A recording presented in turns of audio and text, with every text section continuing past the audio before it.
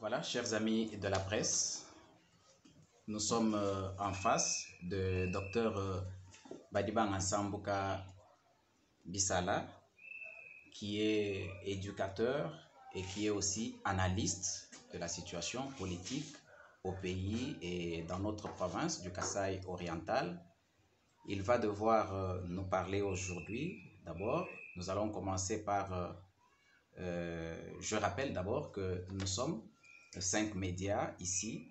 La radio-télévision de Bokassaï, représentée par Jean-Alphonse Ngandou, la radio-télé Fraternité, représentée par Hortense Mpinda Chumanga, FDM Radio par Gabriel Kassonga et la radio Zoé par Placide Ntumba, ainsi que Kalonji TV par Emery Kazali Chibang.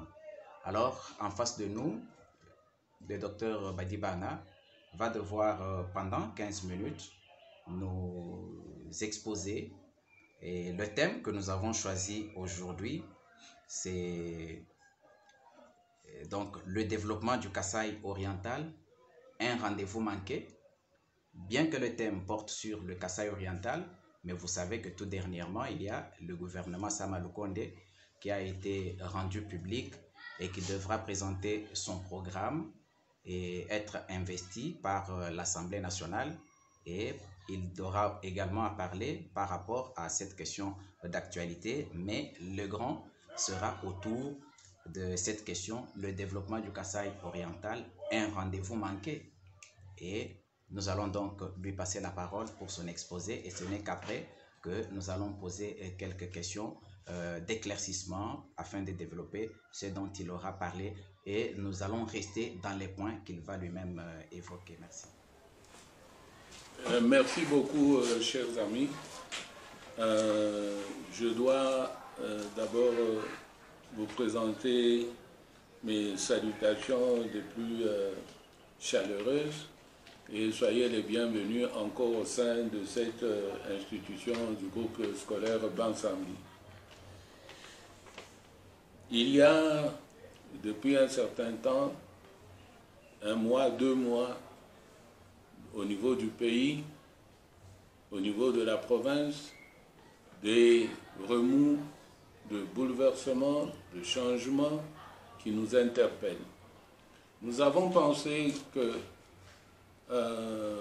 contribuer à la réflexion de quels sont les effets induits par ces changements opérés au niveau du pays, avec d'abord l'avènement de l'Union sacrée, puis du gouvernement Lukonde. Et dans cette mouvance, nous avons au niveau de la province un changement au niveau de l'exécutif. C'est pour cela que j'ai pensé, donc pour notre entretien d'aujourd'hui, l'intituler « Les développements de la province du Kasaï oriental est-il un rendez-vous manqué ?» et l'aborder sous la forme de remise en question. Pour moi, la remise en question s'impose. Après 2 ans d'avènement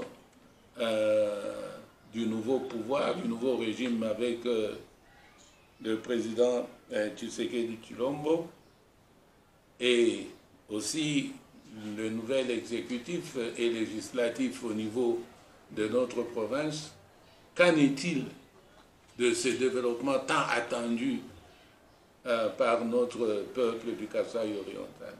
Pour moi, je me dis, c'est une remise en question.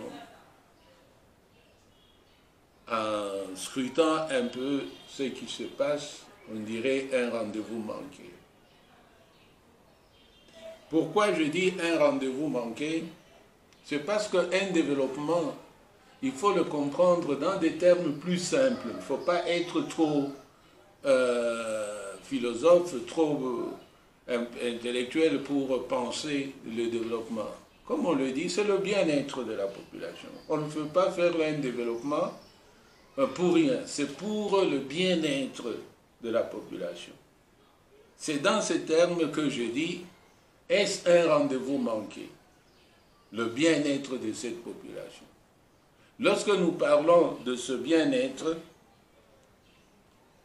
nous regardons certains critères ou caractéristiques, certains paramètres de ce bien-être qui sont les plus aisés, que tout le monde comprend. On nous dit que c'est le droit à la sécurité. Est-ce qu'au niveau du pays, est-ce qu'au niveau de la province, cette sécurité est-elle garantie? On nous dit que c'est droit à la santé. Est-ce que nous avons ce droit à la santé durant les 2 années qui sont pour nous les années capitales pour nous mener vers ce bien-être tant attendu par le peuple de Kasaïen, donc de notre province et du pays. Troisièmement, l'accès à l'éducation. Quel type d'éducation nous avons ici pour espérer que ça peut nous conduire au bien-être? Quatrièmement, nous avons ce on nous dit l'assainissement, l'hygiène, l'eau et d'autres infrastructures comme l'électricité. Le bien-être, lorsque nous regardons une famille, on se dit, mais il faut que cette famille puisse survivre, puisse vivre en ayant justement accès à tout ce que je viens de citer, mais sans emploi rémunérateur, comment vous allez faire face à tous ces besoins? C'est ainsi que nous sommes en train de nous dire que ce bien-être que vise tout gouvernement, tout pouvoir, qu'il soit au niveau local d'une communauté comme le pouvoir traditionnel, qu'il soit au niveau d'un groupement, qu'il soit au niveau d'une ville, d'une commune, qu'il soit au niveau de la province, qu'il soit au niveau national, même mondial, c'est le bien-être de cette population. C'est pour cela que, au niveau international, nous avons commencé ce développement durable. Au fond, le développement durable, c'est quoi? C'est justement tout un plan d'action de toutes les nations du monde pour aller vers le bien-être. Donc on ne peut pas être au pouvoir sans ce bien-être. C'est ce que je suis en train de me poser comme question. Est-ce que ce développement, on peut ajouter durable, est-il un rendez-vous manqué ici au niveau de notre province du Kasaï oriental, vu les enjeux et les défis auxquels nous faisons face au niveau du pays, avec tous ces changements qui sont en train de s'opérer? Ce n'est qu'en répondant à cette question, à ces questions que je viens de dire, de relater, d'énumérer, que nous pouvons dire, est-ce qu'il y a encore d'espoir pour nous? Durant la mandature de ce pouvoir, donc c'est cette législature où nous sommes en train de dire, est-ce que c'est un rendez-vous manqué? Et nous allons remettre en question justement cet état de choses.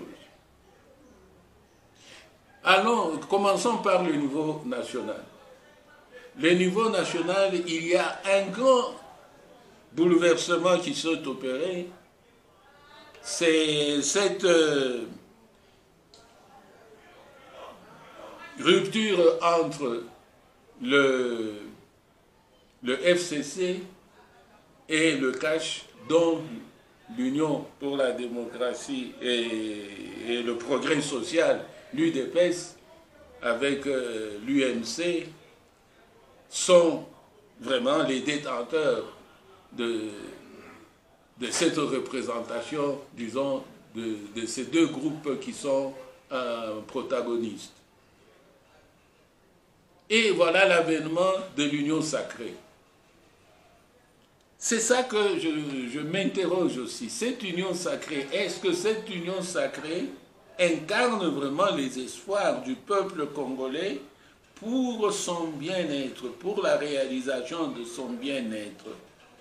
C'est ça la remise en question. D'abord, est-ce que cette union sacrée?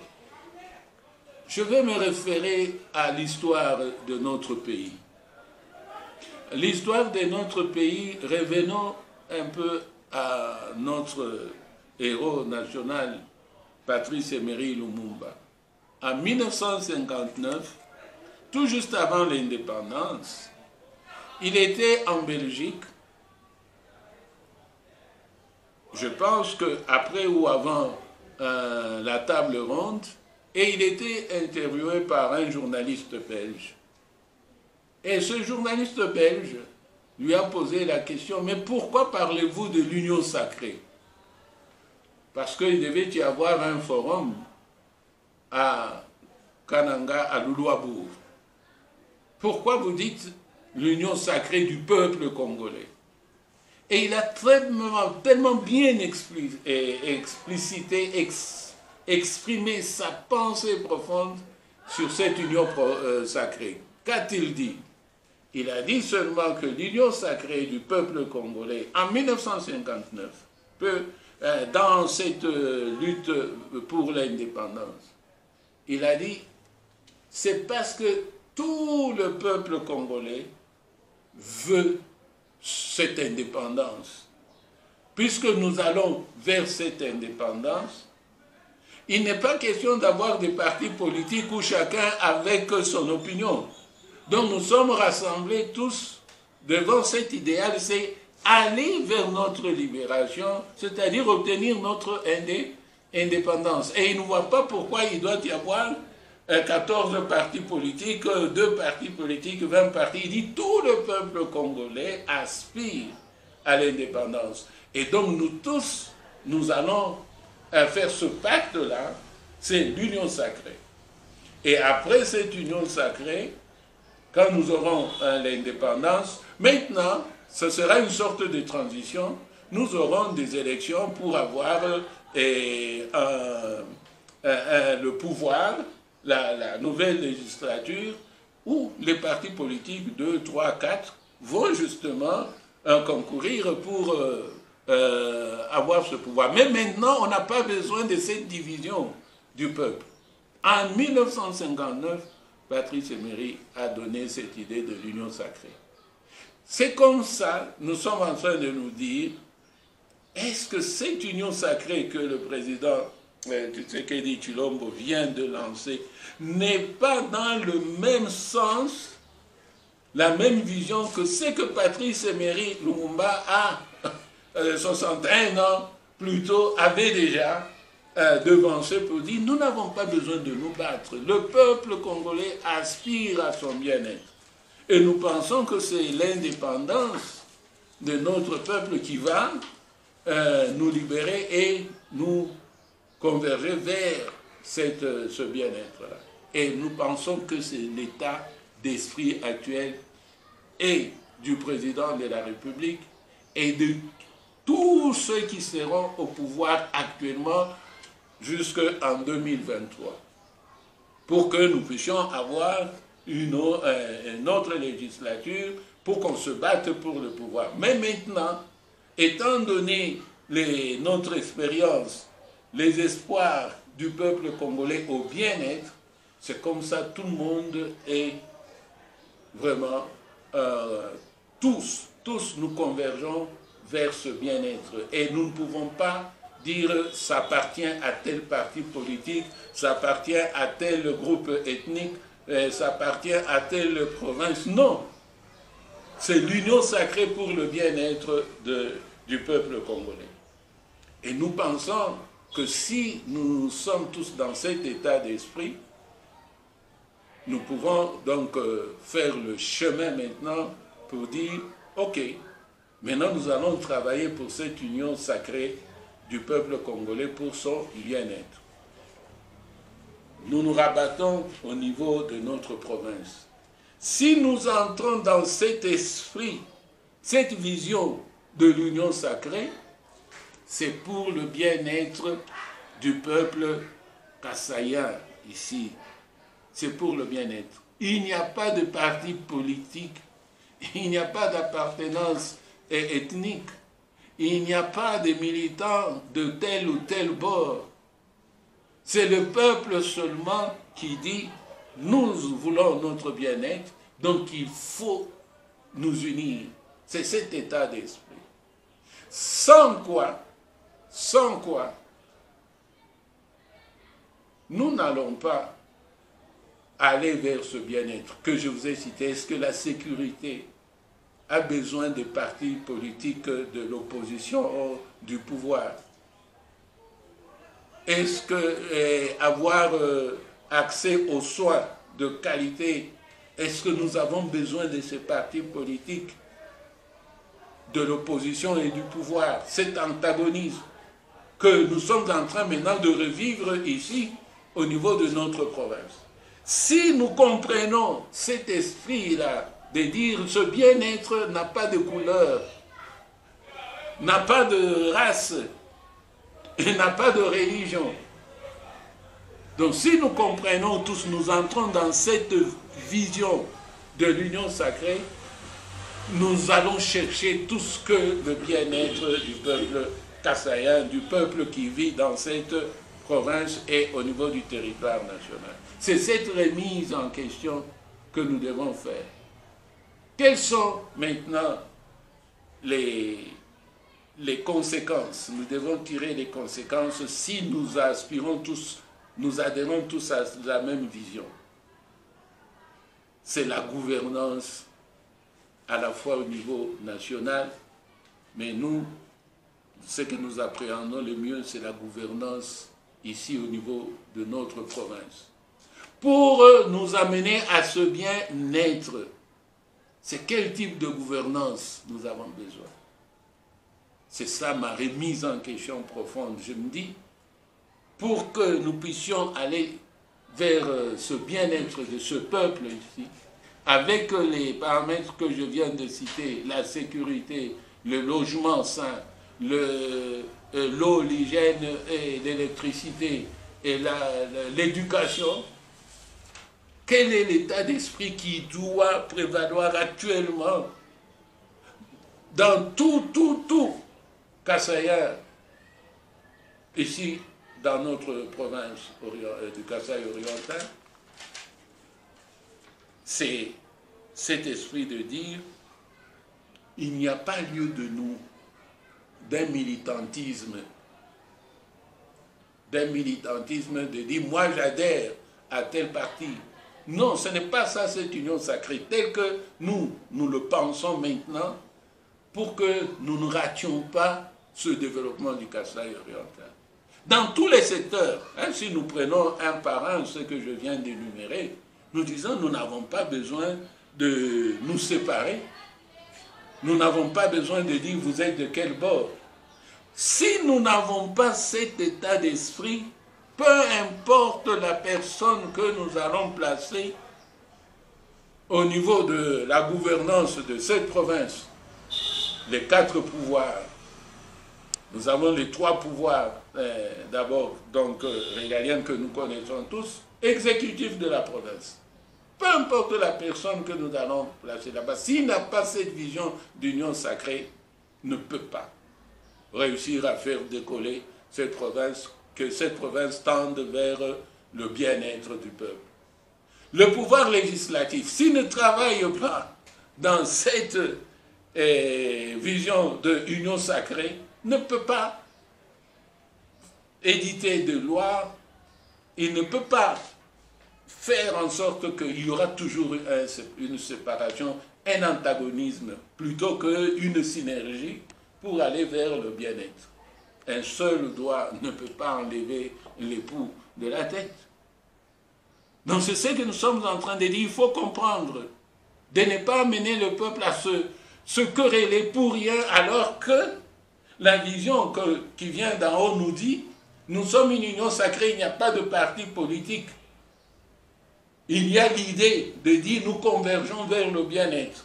C'est ce que le cri du cœur que moi je suis en train de lancer pour faire prendre conscience, pour dire si le législatif n'a pas cette vision, si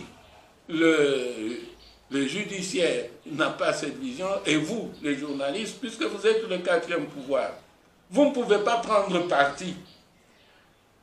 Non. Si vous regardez vers le bien-être de ce peuple ici, cette union sacrée, vous allez faire cette remise en question. Vous allez vers cette remise en question pour dire non, non, non, non, non. L'union sacrée, ce n'est pas que chacun ait ses préférences par rapport à d'autres. Ça c'est bien, ça ce n'est pas. Non, l'union sacrée, c'est-à-dire nous tous, on regarde les bien-être de notre peuple et nous disons, on va travailler. La gouvernance que nous allons mettre en place maintenant, elle n'a pas de race, elle n'a pas de couleur. Elle est inodore comme l'eau que nous disons. Mais si le peuple ne travaille les pouvoirs que nous avons maintenant, les 2 ans, parce qu'il nous reste, j'insiste toujours sur les 2 ans, il nous reste 2 ans. La 3e année, maintenant, nous sommes en train de consommer cette 3e année. Donc, qu'est-ce que vous pensez que nous pouvons faire dans les 2 ans qui restent?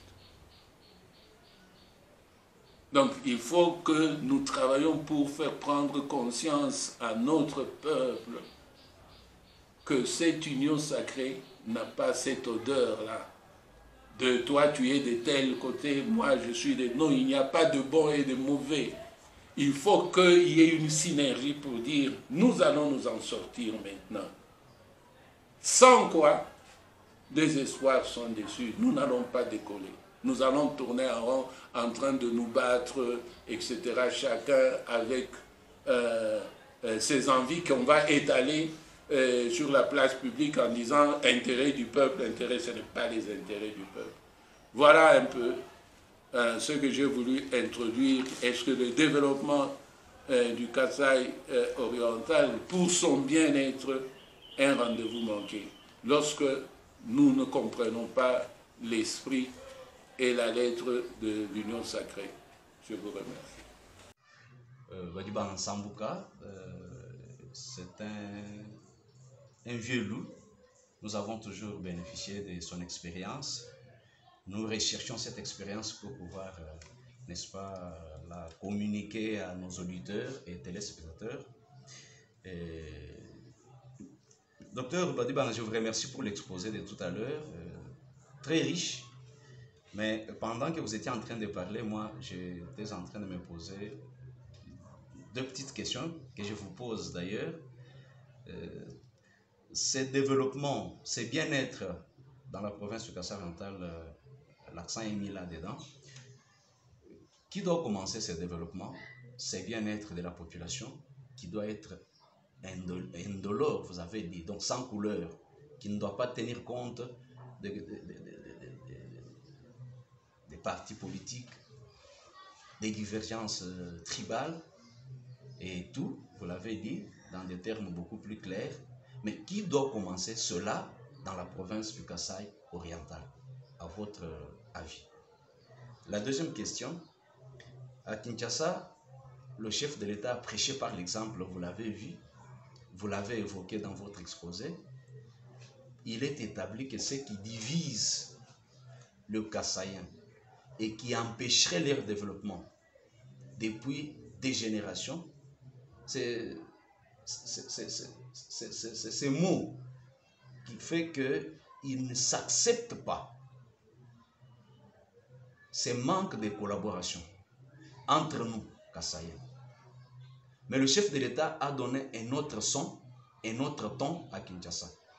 Dans la nomination ou dans les différentes nominations, nous l'avons vu, que ce soit au niveau de la maison civile, que ce soit au niveau de tous ces services. Nous voyons cette vision-là, globale et globalisante, qui essaye de prendre tout le monde à contribution pour la réussite. Bon, ici chez nous, quelle thérapeutique vous proposez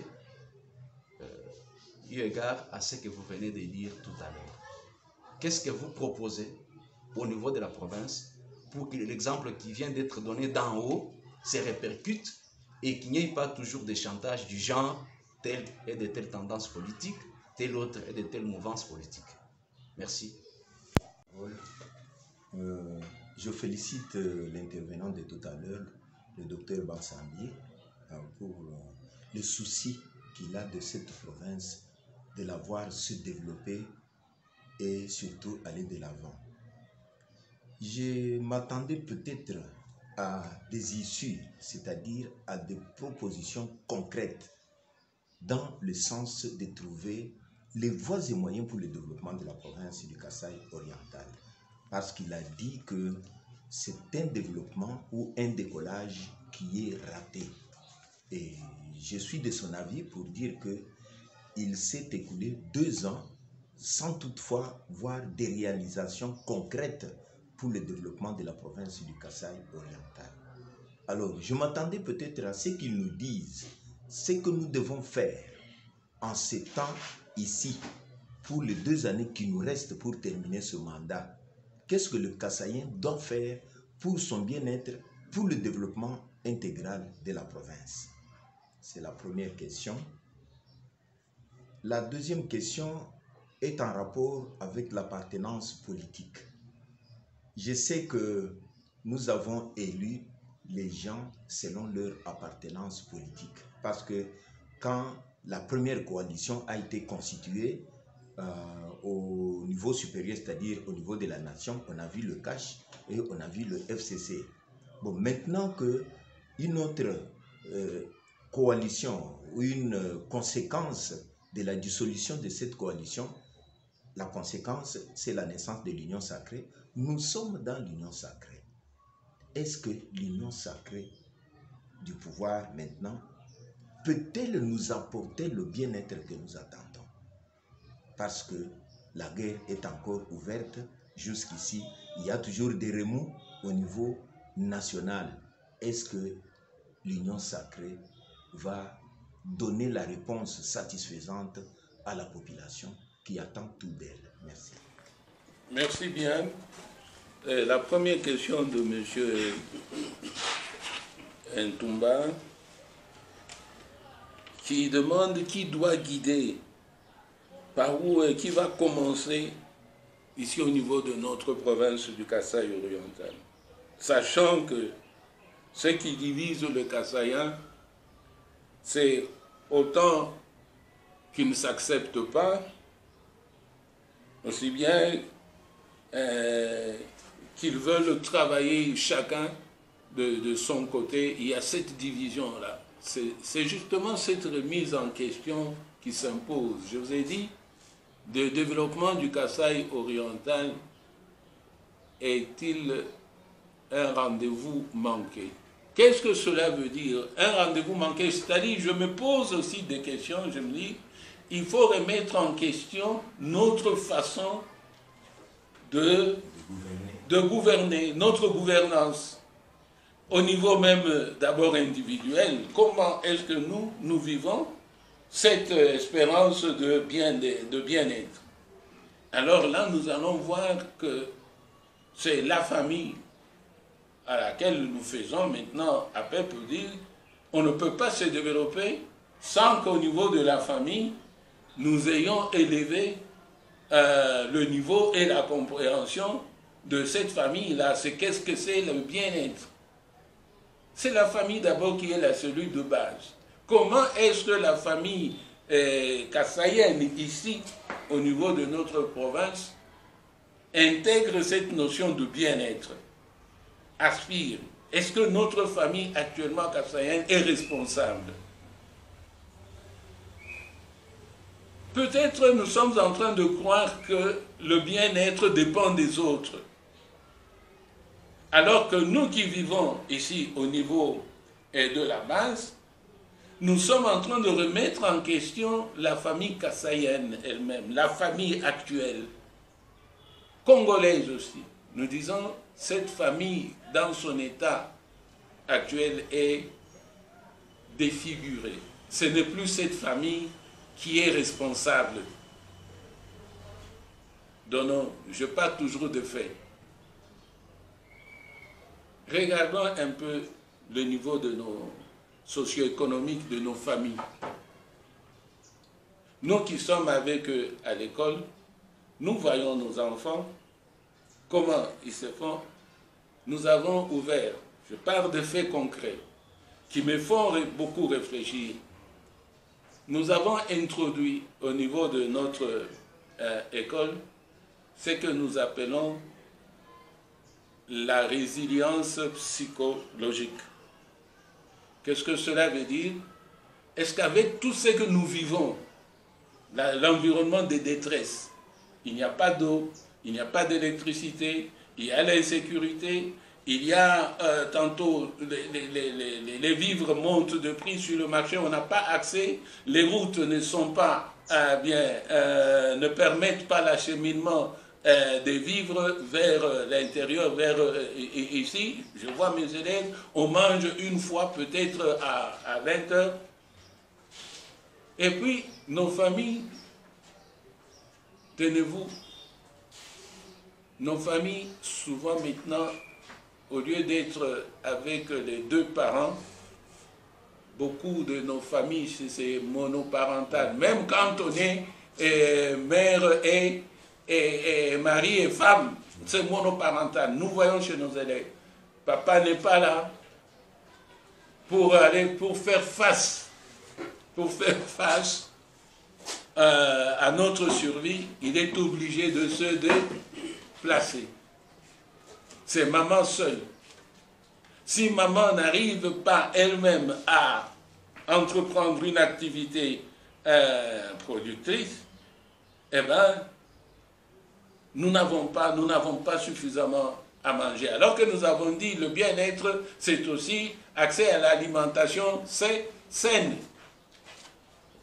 Donc nous voyons ici, nous avons introduit cet élément de dire est-ce que nos enfants, nous avons parlé de la santé avec cette pandémie de la Covid, est-ce que nos enfants peuvent résister à cet environnement de détresse, d'adversité, pour s'en sortir et réussir? Et c'est quel type d'enseignement nous allons donner ici? C'est ça la remise en question. Et nous étudions les facteurs de protection de l'enfant et les facteurs de risque pour dire notre enfant a plus de chances de réussir, oui, et plus de chances d'échouer.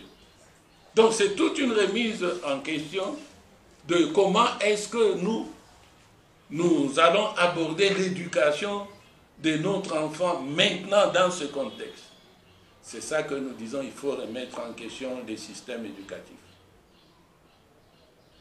Il faut remettre les systèmes éducatifs. Nous venons de faire 7 mois, 8 mois avec l'année passée, 6 mois sans enseignement, les classes étaient fermées, 2 mois cette année. Est-ce que nous avons remis en question la façon donc d'encadrer nos enfants au niveau de nos établissements scolaires pour dire c'est quel système éducatif ou c'est comment nous allons dispenser les enseignements et favoriser les apprentissages? Voilà la remise en question. Je dis non. Nous continuons comme par le passé, comme si rien n'arrive. Alors qu'il y a des chercheurs qui sont en train de dire non, non, ça ne va pas avec nos enfants. J'ai reçu un papa dont l'enfant était ici, qui sont partis à cause du Minerval. Ils sont partis en 7e, 3e secondaire, mais ils sont dans de bonnes écoles, jadis ici. Ils sont 105 élèves.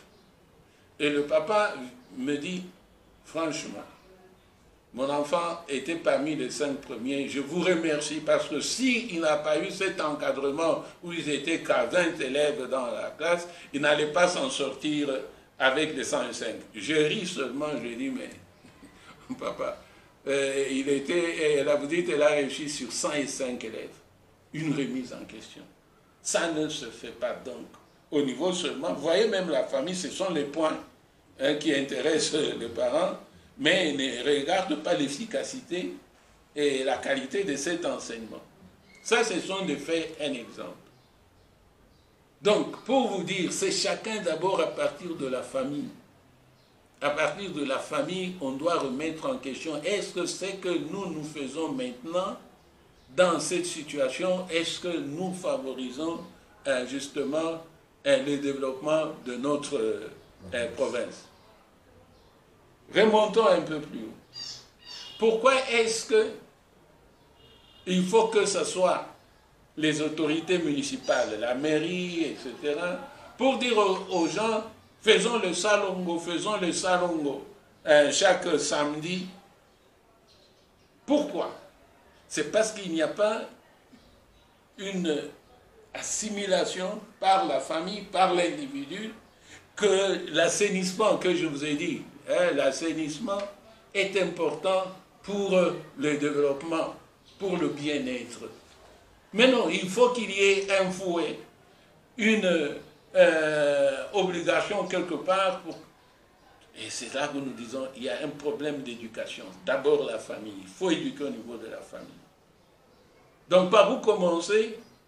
Monsieur Thomas, je dis toujours à mes enseignants ici, tant que la famille ne va pas assimiler cette notion, puisque c'est la famille qui va aussi produire les futurs dirigeants. Je dis c'est la famille, il faut commencer l'éducation. Il y a une multitude d'associations maintenant.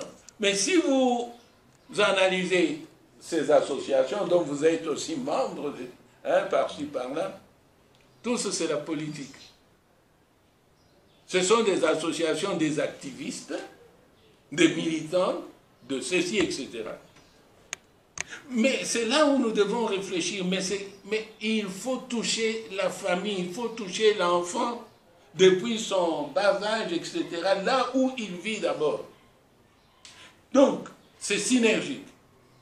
Si nous ne commençons pas avec les familles, je vous assure, ça sera une éducation tronquée, nous ne comprendrons pas où nous allons.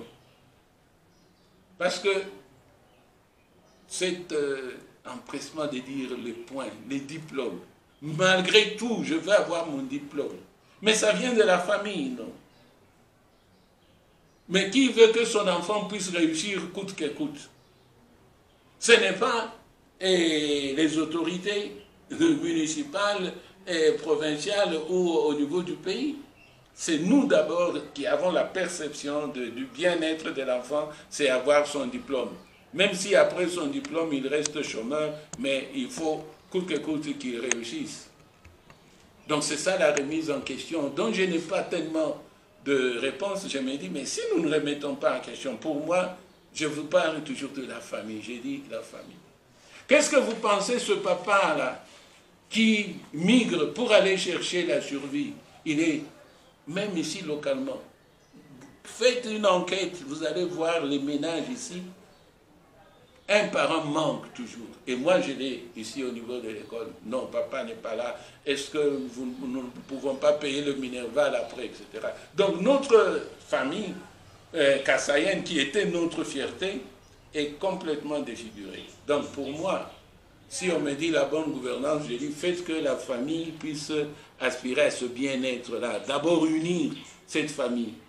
Si nous prenons ça comme point de départ en disant que la famille, d'abord la famille, vous allez voir comment la famille va. C'est là où nous arrivons à l'emploi. Si la famille n'a pas une activité génératrice de revenus, comment voulez-vous que cette famille puisse garantir les autres aspects du bien-être? Elle ne peut pas, parce qu'elle n'a pas des sources de revenus. Donc, est-ce que vous entendez dans la gouvernance provinciale, que ce soit législative, est-ce que vous avez déjà entendu des édits en faveur de dire il faut que notre famille soit comme ceci? Non, non, c'est le pouvoir pour le pouvoir. Mais pour dire, mais ce qui va construire cette province ici, c'est la famille. Lorsqu'elle est désunie, telle qu'elle est en train d'évoluer,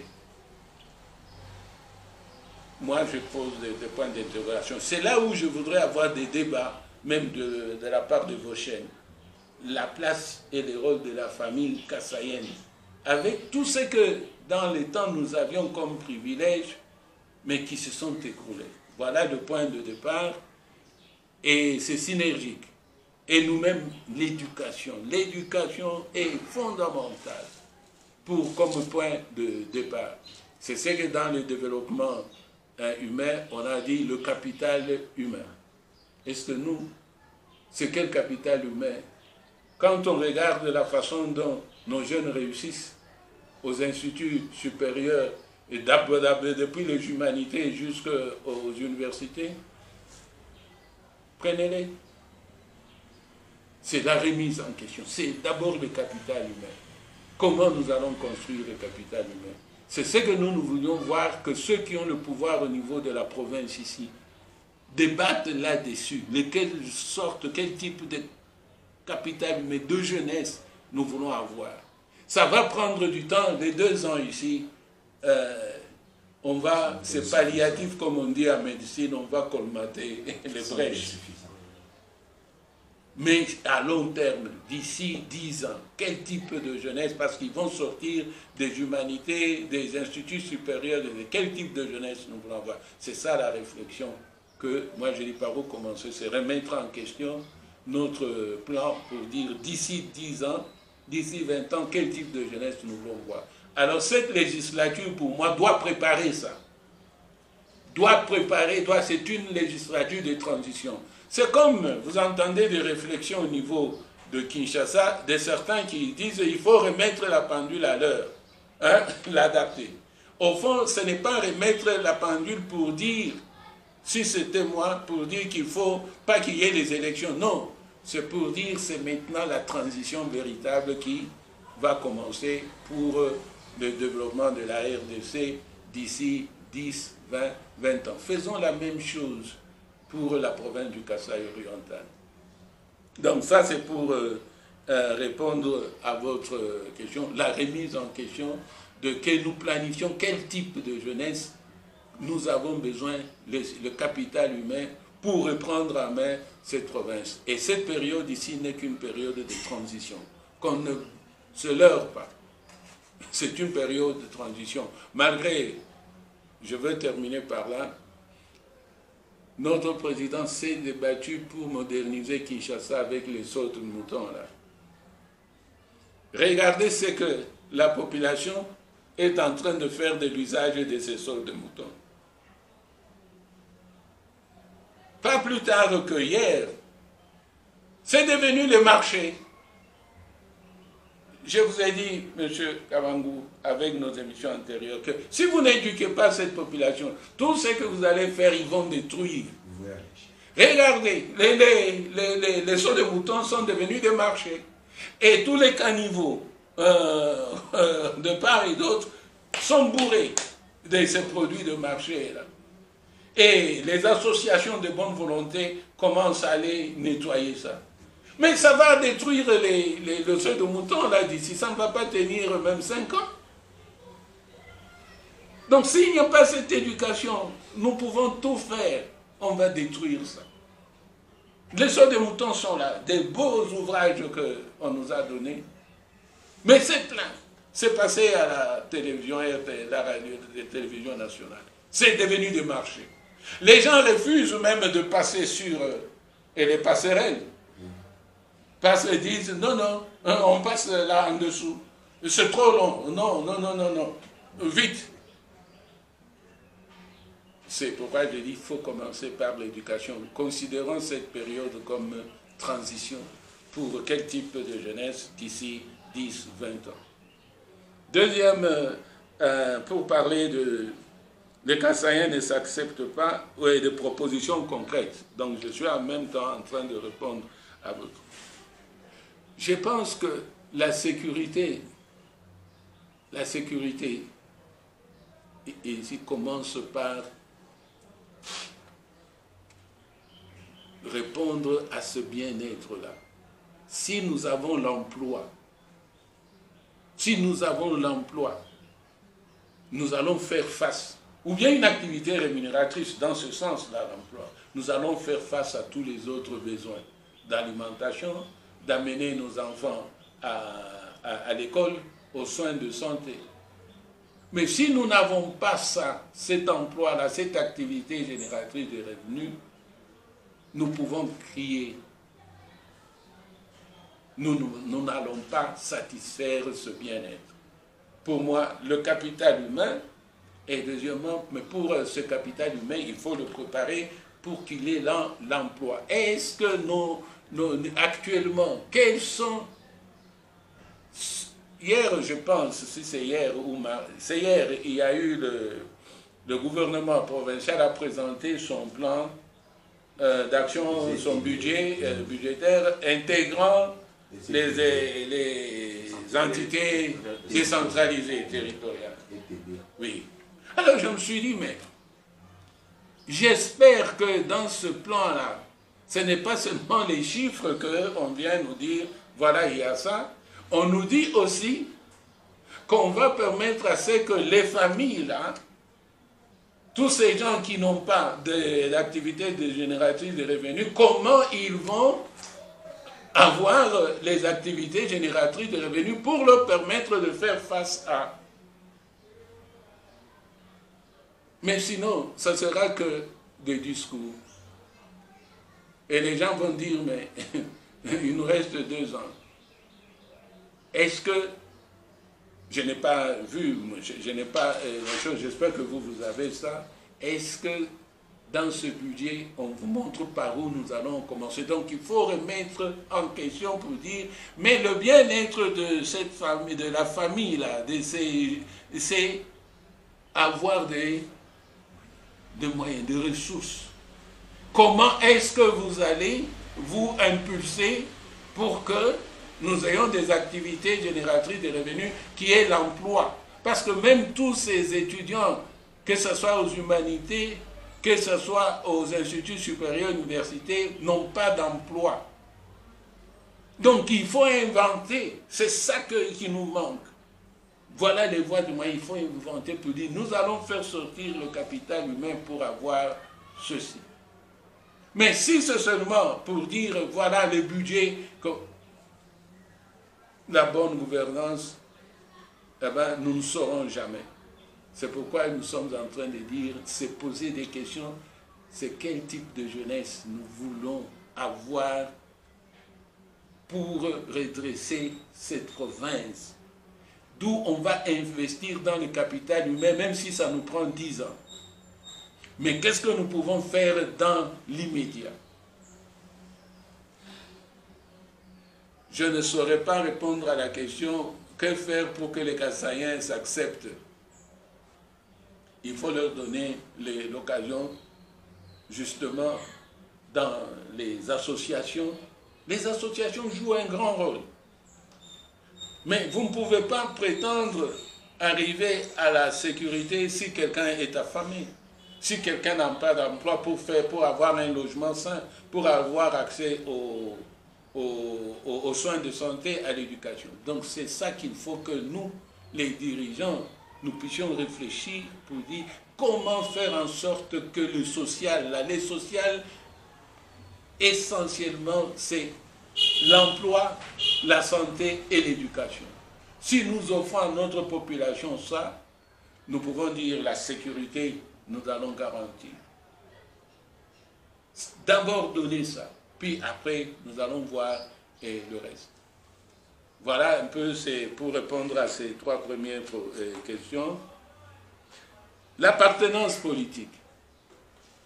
Je vous ai dit, ça c'est, je vous ai déjà répondu. L'union sacrée n'a pas de couleur, n'a pas d'odeur, n'a pas de goût. J'ai déjà répondu à ça. Actuellement, nous n'avons pas besoin de militantisme d'appartenance politique. Monsieur le modérateur, je commence par remercier le docteur pour son exposé et les soucis du développement. J'avais juste 2 petites questions. La première est celle de savoir comment les Kassaïens peuvent développer seuls leur province. Parce que nous regardons à la télé, dans d'autres provinces, il y a les ressortissants qui organisent des forums, des colloques, ils parlent du développement de leur contrée. Mais pourquoi ce n'est pas le cas ici au Kasaï-Oriental? Est-ce l'intelligence manque ou bien il manque l'initiative? Et vous, vous êtes là comme acteur, vous ne pouvez pas vous mettre en avant-plan pour initier des rencontres du genre pour parler du développement, ou vous vous limitez juste à la presse. Je termine avec l'Union sacrée. Vous avez dit que l'Union sacrée n'a pas d'odeur, il n'y a pas de couleur. L'Union n'a pas de couleur, il n'y a même pas de sexe dans l'Union sacrée. Donc, avec l'actuel gouvernement mis en place, nous voyons 27% des femmes ici de partis politiques, mais aussi de la société civile. Est-ce que le Premier ministre s'inscrit dans cette logique de l'Union sacrée ou bien il est allé à côté? Merci.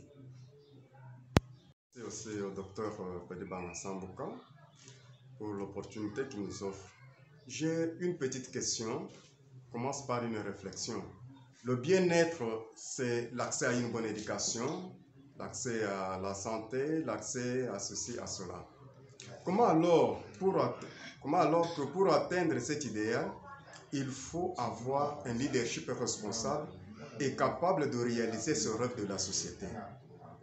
Comment y arriver? Car à mon sens, on a seulement déshabillé Saint-Pierre pour habiller Saint-Paul, surtout avec le bouleversement que nous venons de connaître dans le divorce FCC Cash et la sortie du gouvernement Sama qui n'est allé puiser qu'à la même source. Comment nous pouvons arriver à atteindre cet idéal de la société? Puisque le leadership que nous avons, qu'on avait, n'était pas responsable et n'était pas capable de réaliser le rêve de la société. Je voudrais enchaîner, avant qu'on passe à la conclusion. Au Kasaï oriental, pouvons-nous considérer que la déchéance du gouverneur Jean Maweja, comme tout le monde clame et applaudit, puisse être l'unique solution pour le développement ou le décollage de cette province? Merci. Ça a toujours été aussi une remise en question. Dans ma vie professionnelle, j'ai eu vraiment à travailler presque dans toutes les provinces du pays. Quand je vois ce brassage, même je rencontre les fils de notre pays ici et de notre province ailleurs, je me dis, mais pourquoi nous avons cette capacité d'aller ailleurs et de ne pas contribuer au développement de cette contrée-là, mais alors qu'ici, chez nous, nous restons toujours entre nous en train de nous bagarrer du matin au soir. Qu'est-ce qui fera que nous puissions aussi assurer que les autres viennent? Moi, je pense que cet esprit que nous, Kasaïens, nous avons d'aller ailleurs, est un très bon esprit à encourager. Donc, nous allons ailleurs, mais si nous voyons l'exemple d'autres pays, d'autres provinces, mais ils vont ailleurs, ils rapatrient, si vous voulez, toujours dans leur province d'origine.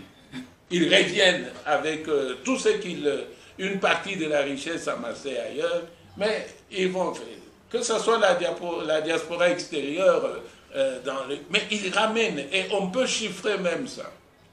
Et c'est ce qui nous étonne ici chez nous. Nous disons, mais pourquoi nous ne le faisons pas? Pourquoi nous ne le faisons pas?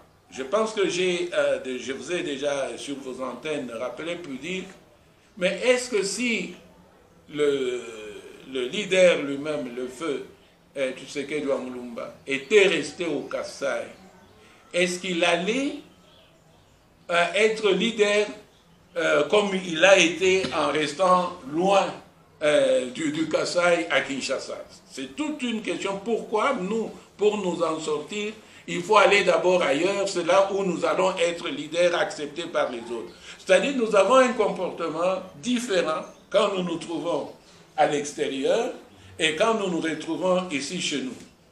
Mais qu'est-ce qui fait ça? Pourquoi? Je n'ai pas de réponse à vous donner. Je vis aussi la même chose. Je me dis, mais pourquoi pour s'affirmer, nous quittons toujours notre province pour aller ailleurs? C'est là où on va entendre parler de nous. Le plus grand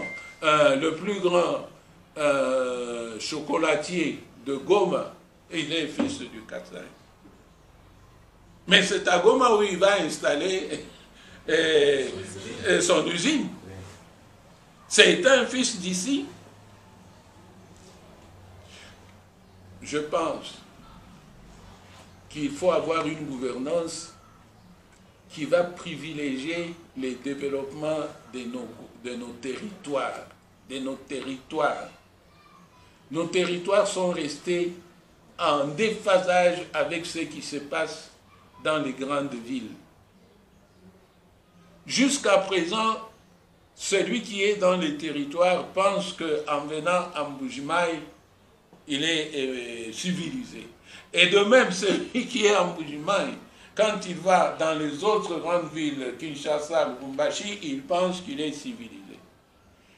Il y a quelque chose que je fais toujours, moi aussi, je demande aux sociologues, aux anthropologues, nos universités, d'étudier qu'est-ce qui se passe avec notre peuple ici, le Moulouba que nous sommes, n'ayons pas honte de le dire. Pourquoi nous nous querellons tout le temps, nous n'essayons pas de faire en sorte.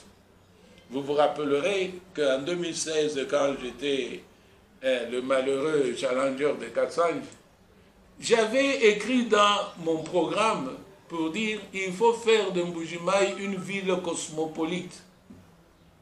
J'avais insisté sur ce fait. Pourquoi? Parce que je me suis inspiré des expériences de refoulement. Chaque fois qu'il y a eu le refoulement de Kasaïa en 1960, on a eu ce brassage. C'est dans ce moment-là que nous avons, avec le Sud Kasaï, là, nous avons créé la ville de Mbujimaï. C'est avec le refoulement de 1992-93 que tous ces quartiers ici sont bâtis. C'est-à-dire, il nous faut nous ouvrir pour que le Kassaïen revienne. Mais c'est la grande question. Comment faire pour que le Kassaïen revienne? Nous disons, il faudrait commencer par ici, que tous ceux qui ont la richesse ici rentrent investir dans leur territoire. Et quand ils sont ailleurs, à Kinshasa, où ils rapatrient dans leur province, c'est qu'ils ont comme surplus, si vous voulez. Mais nous ne construisons pas chez nous. Regardez les meilleures écoles. Nous n'avons pas. Nous n'avons pas. Regardez nos universités, l'infrastructure que nous avons. Une expérience que j'ai vécue au Cameroun avec du temps du président Ahidjo. Chaque chef-lieu de province avait une infrastructure d'accueil. Et chaque mois ou chaque année, la fête de l'indépendance, c'était à tour de rôle.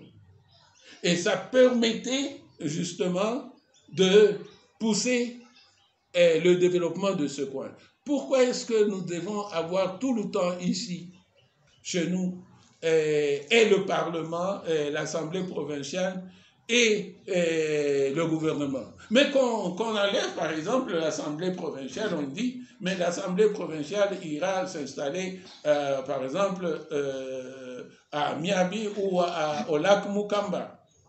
Et que chaque fête de l'indépendance de notre pays, on va fêter à tour de rôle dans chaque territoire. On donnerait l'importance. C'est une idée, j'imagine.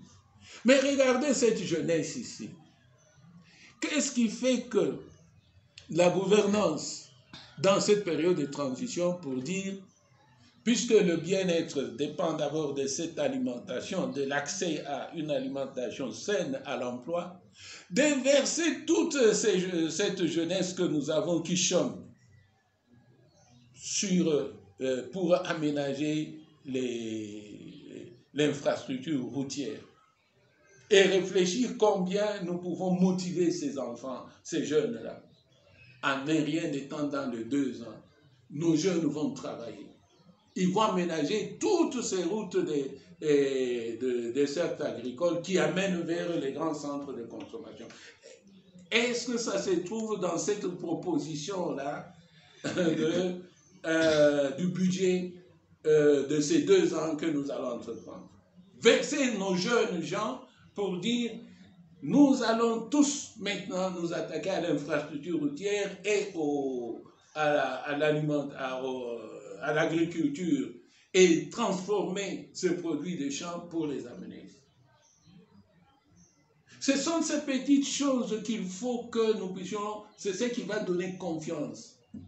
Madame Binda nous a dit, tant qu'il n'y a pas de confiance de notre population dans n'importe quel leadership que vous allez installer ici au niveau de la province, peu importe son appartenance, nous n'allons pas décoller.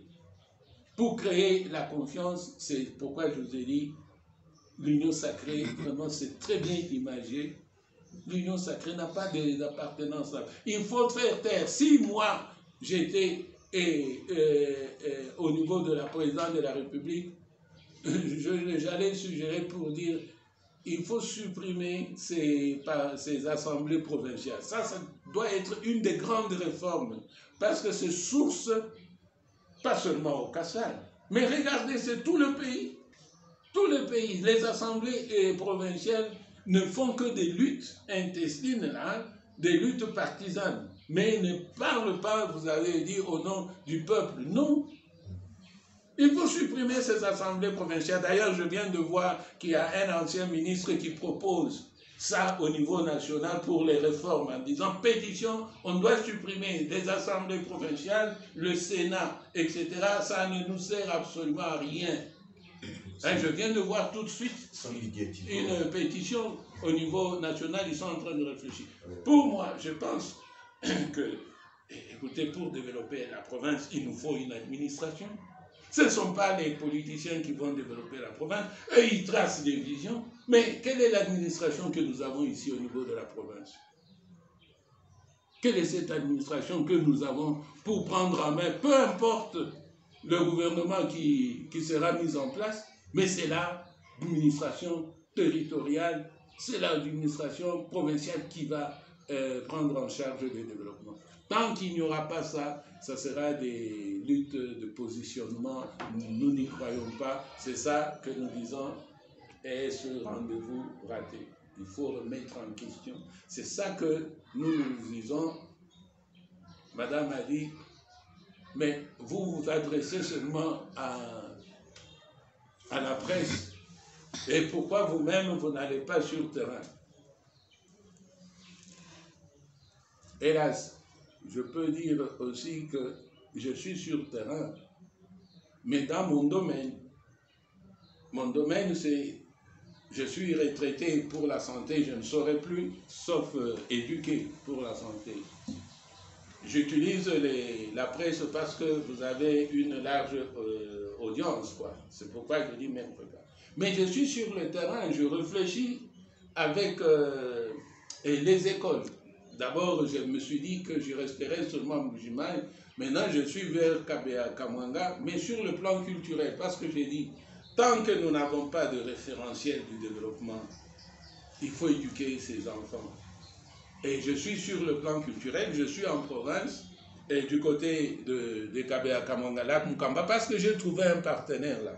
Il y a un partenaire de développement, le projet Lac Mukamba, je me dis, est-ce qu'on peut s'associer?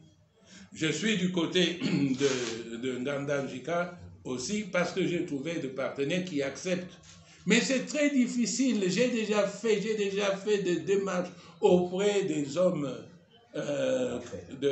d'affaires d'ici. C'est fermé, c'est hermétiquement fermé.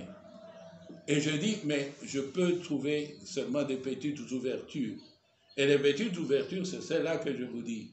Je ne crie pas, mais je travaille dans le domaine culturel et de l'éducation pour dire, mais on peut faire ça, on peut faire ça.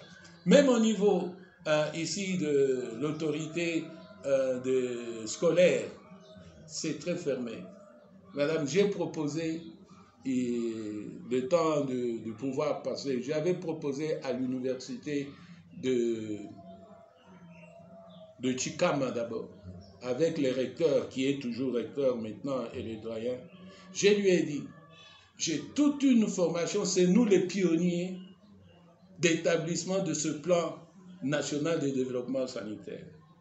Faisons des démarches pour votre unité de santé publique pour qu'on on attribue des zones de santé à l'université de Chikama. J'ai fait 3 ans. J'étais toujours à Chikama, supplier les recteurs doyens en ce moment-là pour dire, s'il vous plaît, je peux contribuer à la formation pratique de ces jeunes médecins, mais dans ce domaine, il faut la zone de santé, puisqu'on va les former par rapport aux fonctions qu'ils vont remplir réellement sur terrain quand ils vont sortir. Bloqué. Il n'y a pas 2 ans, j'ai écrit à l'université officielle de Mbujimayi, au recteur de cette université, au doyen de la faculté de médecine, lorsqu'il s'est disputé l'hôpital d'Ipumba pour être clinique universitaire. J'ai écrit, je leur dis, quand j'étais étudiant, tous ces hôpitaux généraux de référence, vous n'avez pas besoin de dire avoir un statut spécial. Sont d'office des sites de formation des étudiants en médecine. Donc vous n'avez même pas à vous bagarrer là-dessus, puisque les arrêtés existent. Nous, c'est ce que nous avons fait de notre temps. C'est comme ça, Bonzola ici, on envoyait des stagiaires ici. Et j'ai écrit pour demander, pour dire la formation universitaire et pratique, c'est tout autre chose. Je suis un retraité, je ne vous demande pas de me payer. Je suis disposé à discuter avec la faculté de médecine l'encadrement de ces jeunes étudiants de doctorat en médecine pour leur stage pratique. Fermé.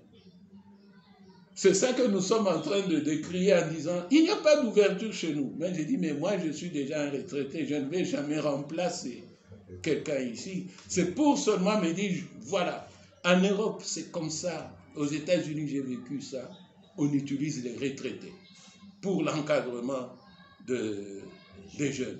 Parce qu'on ne les paye pas, c'est bénévolement. C'est ce que l'esprit que j'ai insufflé ici. J'ai discuté avec le gouverneur, j'ai discuté avec le feu professeur Ngandou. Je lui ai dit, mais nous pouvons former, encadrer ces jeunes gens. On ne nous paye pas, je n'ai pas besoin de leur salaire, mais j'ai besoin seulement de me vouer pour cette jeunesse-là.